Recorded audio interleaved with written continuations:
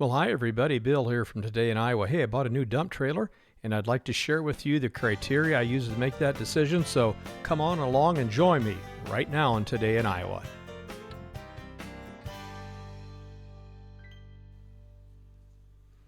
Well, here's the trailer I purchased. It's made by Doolittle. It's called a 7212, and the overall length is about 18 feet, and it's about 8 feet wide, so it'll fit my garage. Well, let's take it home and really do a thorough review. It rode real nice going home. Okay, axles. I wanted Dexter axles. I wasn't negotiating that. I wanted them. I think they're very high quality, and this trailer comes with two 5,000-pound Dexter axles. That was very important to me. The empty weight on this, as I said, is 3,142 pounds, so I can haul 6,858 pounds. That'll be real good. Trailer comes with these two easy steps at the front and the back. That's pretty nice to get up there, check your load, climb in, climb out. And if I decide to put sides on it, it's actually made for 2x4, so I won't have to whittle away and make that more narrow to fit. Now let's take a look at the dump doors.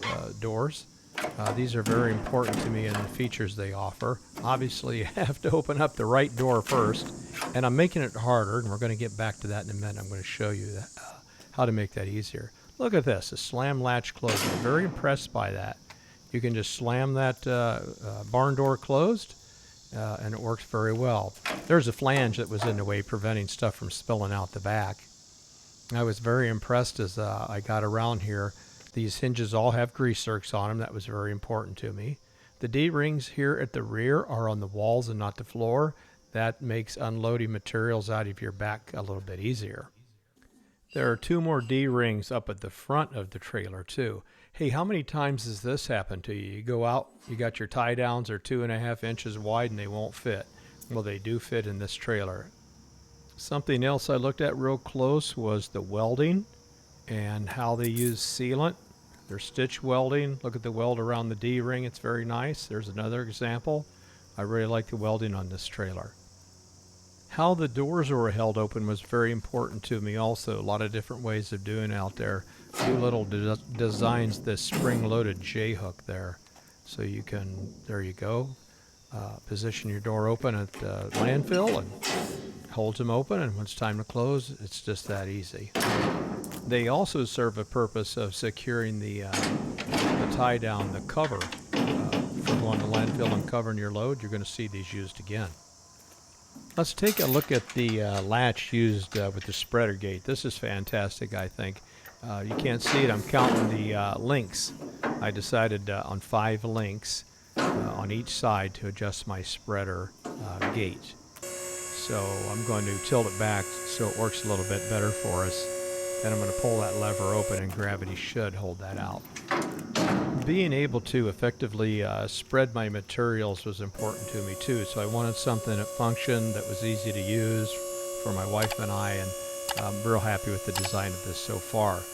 So let's tilt it back and I'll show you what 5 links is going to get me there. Our first load is going to be some road rock for my driveway apron. All right, let's stop the video a minute. See that 4x4 tube, that metal tube below there with the stoplights and everything in it? All those lights and wiring are in that tube.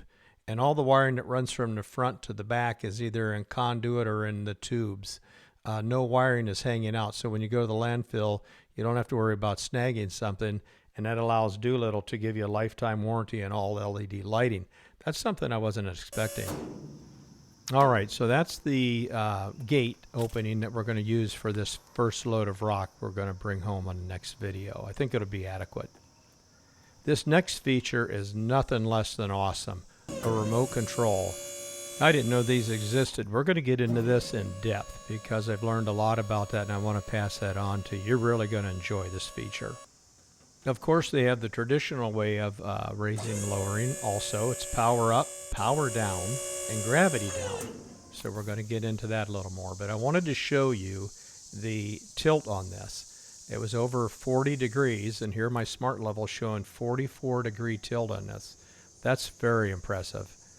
Compared to some of the other ones, with the clearance on the ground there, I'm going to be able to get the material out of that trailer very easy.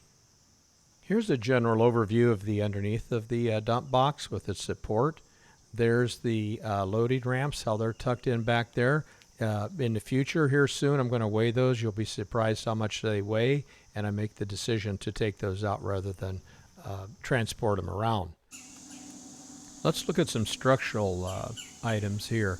Keeping in mind this has a 5-year structural warranty.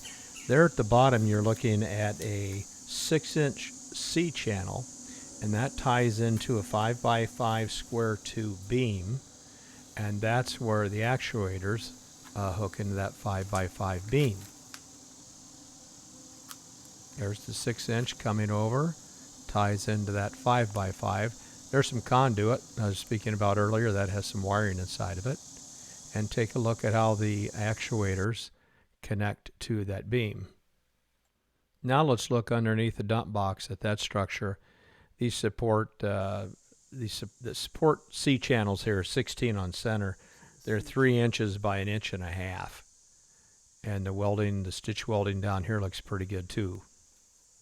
Here's a close-up of one of the actuators, how it comes down and ties into that large beam. Welding looks good. I like the design of that.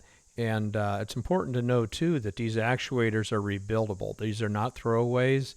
If I would have a leak or a problem, I can take those over to the hydraulic shop and have them rebuilt. I thought that was pretty smart. Here's another look underneath. You can take a look at the hydraulic hoses. And you saw how the ramps were stored in the back. Oh, here's the safety prop rod. Let me demonstrate that for you right now. Kind of like they have it kind of stiff in there, so you can put it up vertically and it stays, and then that allows you time to lower the dump box into that, and there you go, all nice and safe and secure. And then simply to raise it and remove it, it stays in place, doesn't slam to the ground, it can be put back down. I like that. Here's the conduit that I made reference to earlier. The wiring that goes back to the axles and lights are all in conduit and weather-tight boxes. Goes all the way back, so I don't see any issues with snagging up on anything there. There's grease zerks put in strategic places on doors and places where there's steel against steel movement. I like that. Here's the antenna. We're going to get into that more with the wireless dump box control. It sits behind the box. There's your 3-way power control. You got power up, power down, and gravity down. Here's the charger inside of the box. You just push a button and it'll show your battery condition, and when it's plugged in it'll show you the information over to the right. The battery box is put inside its own protective case. There's a slot in the side of the toolbox there that allows you to put the cable outside if you want to use it that way, or what I thought was pretty smart was you can put your 7-way power plug inside the box, keep it up and out of the mud and the ice and the snow, and even lock it. Smart design there, I thought.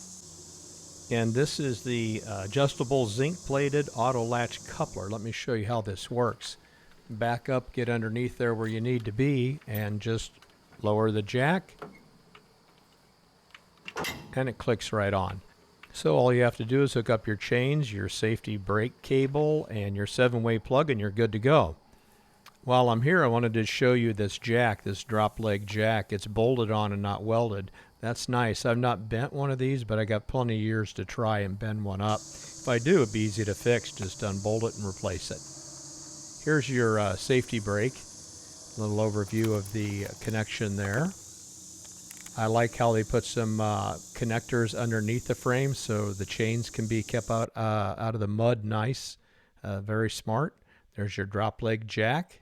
Those are very convenient. On the exterior side of the box, you have your 110 volt plug-in. To the left, you can see the latch to open it. It is lockable. And I like the fact that they put a sticker here to check the size of your ball. I've done that once. It turned out fine, but I don't want to do that again where I had the wrong size ball. So here I'm using the power controller to let it down. I'm putting it in the gravity mode now and sped it up 3 times just to respect of your time. My point was, listen how quiet it closes. That rubber grommet on there is really smart design. That's the little attention to details that impressed me with this company as I started reviewing the trailers side by side. The power controller has magnets on it, so it sticks on the inside of the box. I thought also, geez, if I put it on the top of the box and I started driving away, it may prevent damage. So I wonder what else I'll discover having that magnet connection there. As I pointed out before, you can put your 7-way plug in the box. Listen how secure it closed. It has a rubber gasket underneath it, so it's pretty weather tight. And when it closes, it sounds real good quality, and it locks up tight. Hey, I wanted to come back to the barn doors because I made that harder to open than I needed to be. I lifted up. Look, all you have to do is turn it. It's cut at an angle, so just turn it like you're turning on a faucet, and it comes right open. Again, that's very good design. I really like that, especially as I'm getting older. Be sure when you're shopping for a trailer, exercise the doors. Do they feel secure? Do they operate easy? The more I'm using this, the doors are getting easier to use. Here I'm demonstrating plugging in the battery charger. You can see on the right side it's showing the power is on and it's charging, and this is also reminding you that it's lockable with it plugged in and the 7-way plug inside. Now let's go look at the ramps. There's a couple of pins here that you pull out, and then that'll open up a door and you slide them right out.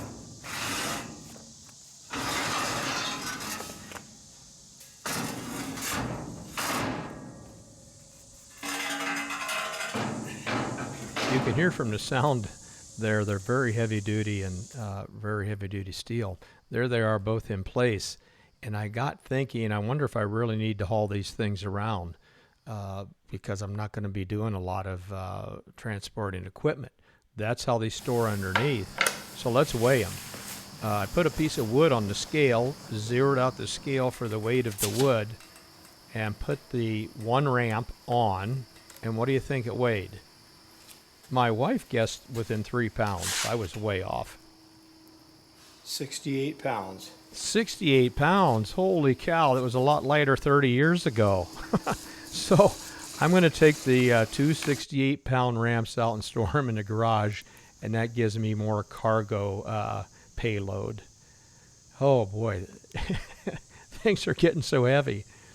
Here's the hinge on the door that keeps those ramps in place. I like they have a greaser on it. So I took and cleaned off the paint on it. I'm going to just give it a shot of grease here. Sorry that it's blocked, but I couldn't make it work. There you go. Yeah, a couple of pumps of grease.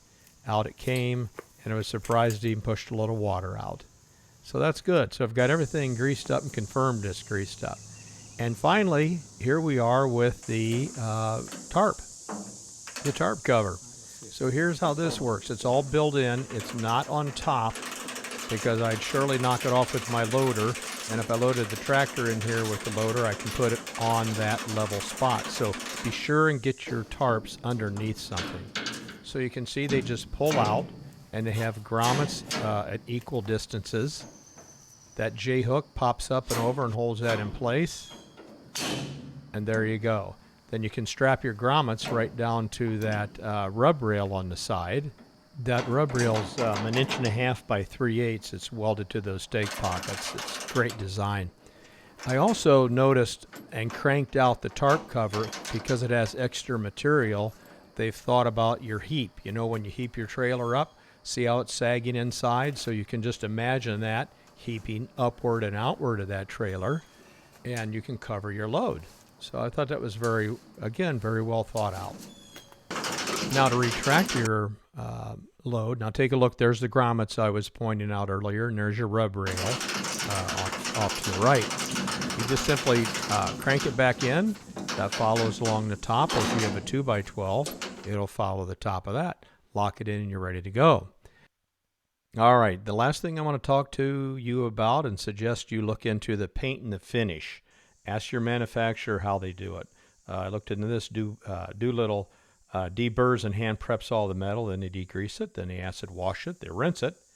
Then they apply a 2-part epoxy primer and then a 2-part polyurethane paint.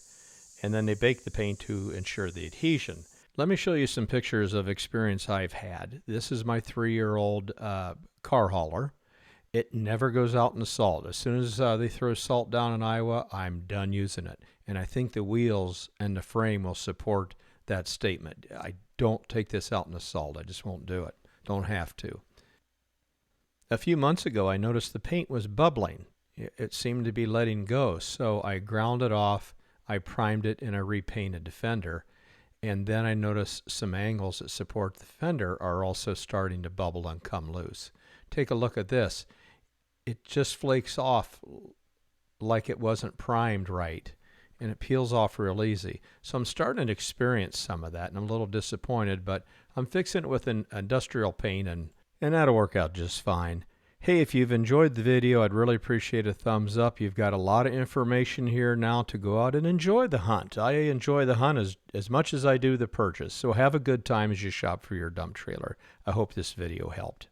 Well, that's it for this video. The next video, we're going to take it out and load it up and bring home some road rock for my driveway. A couple loads here. We're going to weigh it. We'll see how much it'll bring home, how it's going to tow.